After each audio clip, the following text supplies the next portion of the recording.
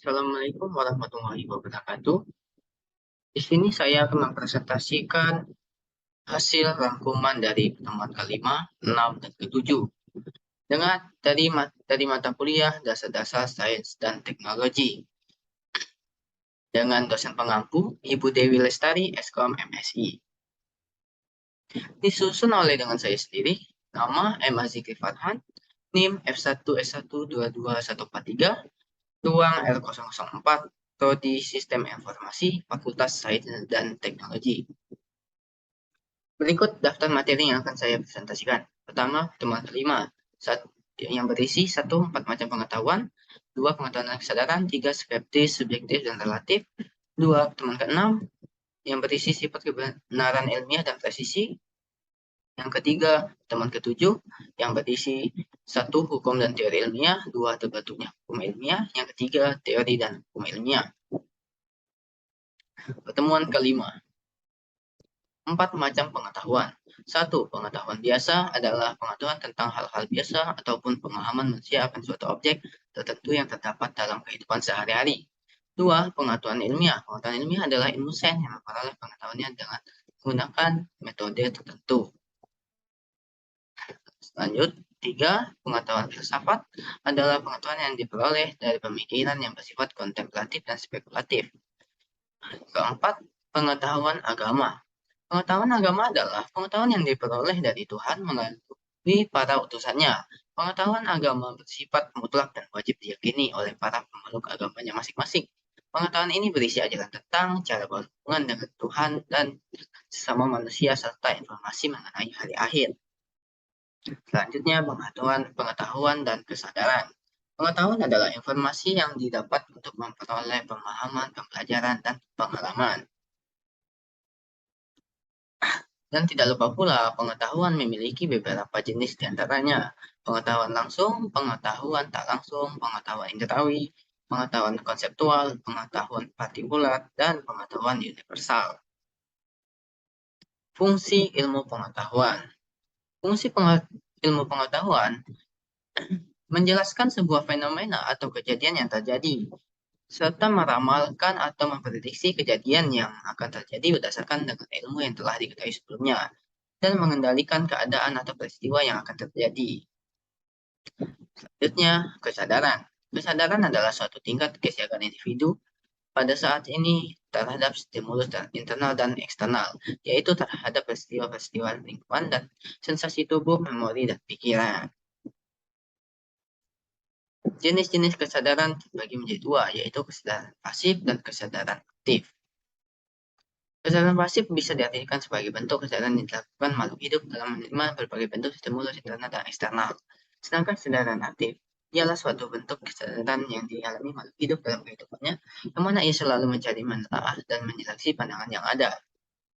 Selanjutnya, fungsi kesadaran dapat digunakan dalam membuat keputusan sehingga seseorang dapat mengambil keputusan pergi atau tidak, bekerja atau tidak, melanjutkan pendidikan atau tidak, dan juga dapat digunakan dalam mengarahkan atau mengendalikan tindakan, merencanakan, memulai dan mengarahkan tindakan, serta dapat memantau perilaku penyelesaian perilaku. Yang ketiga, skeptis, subjektif, dan relatif.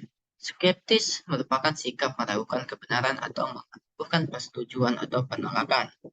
Sedangkan subjektif adalah sebuah pemikiran atau pernyataan yang berlandaskan pendapat atau perasaan orang yang mengungkapkannya. Dalam dunia ilmiah, sikap subjektif sangat dilarang karena akan mempengaruhi hasil penelitian ilmiah. Yang ketiga, relatif. Relatif adalah sesuatu yang membutuhkan perbandingan atau acuan untuk dapat menentukan nilainya. Jadi relatif tidak dapat berdiri sendiri karena membutuhkan perbanding lain yang sesuai. Selanjutnya kita masuk ke pertemuan ke-6. Sifat kebenaran ilmiah dan presisi. Apa itu kebenaran ilmiah? Kebenaran ilmiah terdiri dari kata. Yang pertama adalah kebenaran dan kedua adalah ilmiah. Menurut KBBI, arti kata kebenaran adalah keadaan yang cocok dengan keadaan yang sesungguhnya. Sedangkan arti kata ilmiah menurut KBBI adalah bersifat ilmu. Dan arti lainnya dari ilmiah adalah ilmu pengetahuan.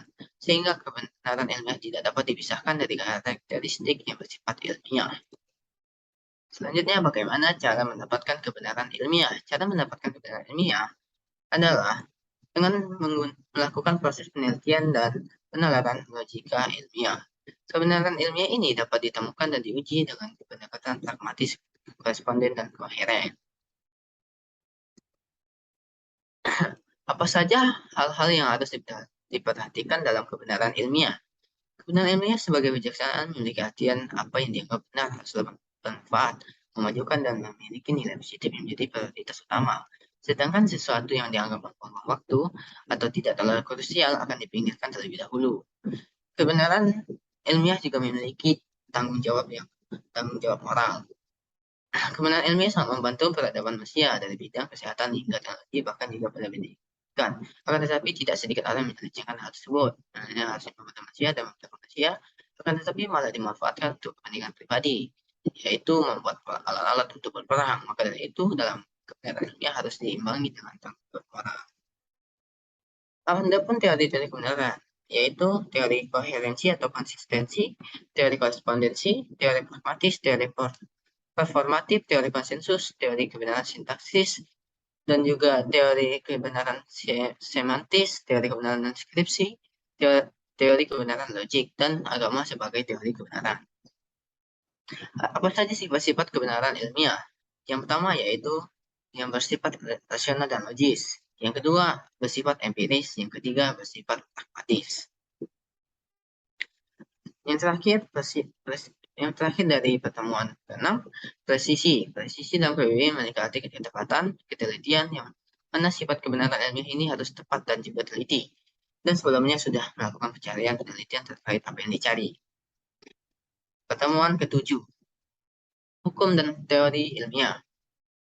Apa itu hukum ilmiah? Hukum ilmiah adalah pengembangan lebih lanjut dari hipotesis yang mengungkapkan hubungan sebab akibat antara peristiwa yang satu dan peristiwa yang lainnya. Setiap hukum ilmiah bagaimanapun tetap mengandung unsur hipotesis, walaupun bersifat lebih pasti. Apa itu teori ilmiah? Teori ilmiah merupakan sebuah kumpulan pernyataan yang saling berhubungan dan didukung dengan baik, menjelaskan berbagai pengamatan dan dapat digunakan untuk membuat prediksi yang dapat diuji.